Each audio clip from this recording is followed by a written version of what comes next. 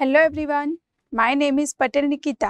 आज हम लोग हिंदी में चैप्टर 4 हंसी खो गई वो कहानी सुनेंगे। हंसी खो गई। बच्चों, गिर जाने पर, रूठ जाने पर या तो फिर हमारी चीज वस्तु खो जाने पर हमारी हंसी खो जाती है। वो हंसी हमारे आसपास ही होती है, लेकिन वो हमें ढूंढनी पड़ती है। तो यहाँ पे रोहन की हंसी कैसे वापस आती है वो कहानी हम सुनने वाले हैं। रोहन नाम का एक लड़का था। वो अपनी प्रिय पुस्तक में चुटकुला पढ़ रहा था। चुटकुला पढ़ते पढ़ते वो इतना हंसने लगा कि हंसते हंसते लोटपोट हो गया और फिर वह कलाबाजियां खाने लगा। कलाबाजियां खाते खाते बिस्तर से नीचे गिर गया। फिर वह रोने लगा। रोते रोते उसकी नजर सामने शीशे पर पड़ी।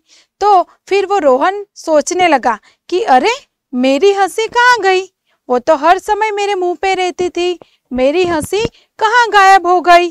फिर रोहन सोचने लगा और फिर वो अपनी हंसी ढूंढने लगा। बिस्तर पर देखा, पलंग के नीचे देखा, लेकिन उसको अपनी हंसी नहीं मिली। फिर वह सोचने लगा कि कहाँ गई?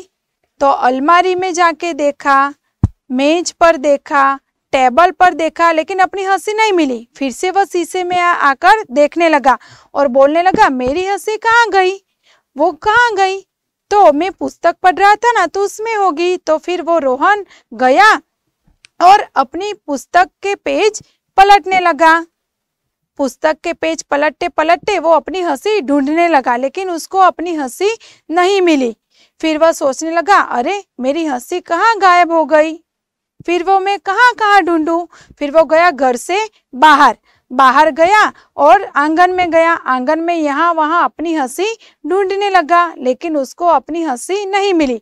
फिर से वो घर में आ गया और दादाजी के पास आया। दादी जी ने बोला, रोहन बेटा, क्या हुआ? तुम क्या ढूंढ रहे हो? रोहन ने कुछ भी नहीं बोला और फिर से वह वहां से चला गया आंगन में। आंगन में अमरूद के पेड़ पर दो तोते कच्चे अमरूद कुतर रहे थे। फिर रोहन रोज तोतों से बात करता था, लेकिन आज वो उदास था ना, इसलिए उसने बात नहीं की। और फिर रोहन फिर से आंगन में से अपने घर के अंदर चला आया और वो अपनी माँ को ढूंढने लगा। माँ कहाँ गई? माँ जरूर मेरी हंसी खोज देगी। फिर रोहन ने माँ को ढूंढा, लेकिन कहीं नहीं मिली। दरवाजे पर घंटी बजी और रोहन दरवाजा खोलने गया तो सामने उसकी माँ खड़ी थी। माँ ने बोला, रोहन बेटा, क्या कर रहे हो? क्या हुआ? तुम क्यों उदास हो? तुम क्यों उदास दिख रहे हो? तो रोहन अपनी माँ से लिपट गया और बोला, माँ, मैं बिस्तर से नीचे गिर गया था ना, तो मेरी हंसी खो गई। अब मेरी हंसी कहीं मिल नहीं रही है। तो माँ ने बोला, कोई बात नहीं, तुम्हारी हंसी हम लोग ढूंढते हैं। फिर माँ ने रोहन को गले लगा लिया और गोद में उठा लिया।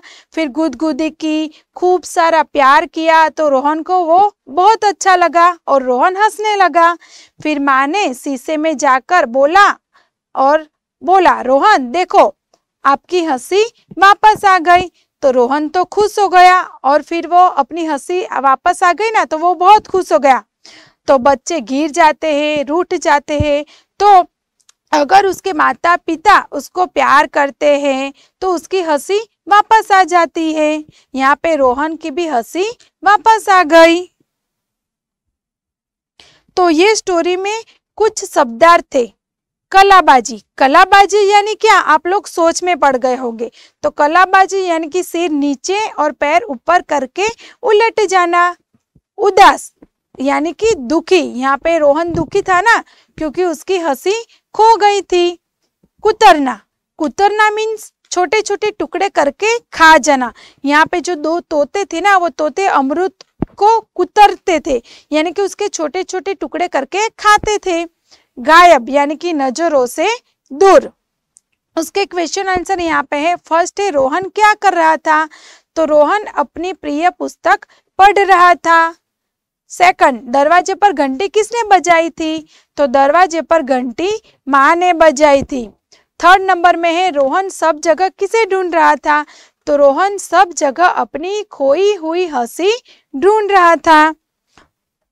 उसके बाद यहाँ पे है संज्ञा। संज्ञा किसे कहते हैं? तो किसी व्यक्ति, वस्तु या जगह के नाम को संज्ञा कहते हैं। यहाँ पे एग्जाम्पल में है सेब, बाल्टी और पतंग। सेब फल है तो उसे हम संज्ञा कहेंगे। बाल्टी भी एक वस्तु है तो वो भी संज्ञा में आती है, और पतंग वो भी संज्ञा में है। यानी कि कोई भी व्यक्ति का नाम, वस्तु का नाम या तो जगह का नाम, उसे हम संज्ञा कहते हैं। तो आपको अभी क्या करना है, अगर आप लोग बहुत खुश हो जाते हो तो क्या करते हो, और बहुत उदास हो जाते हो तो क्या करते हो, वो आपको सोचना है। Thank you.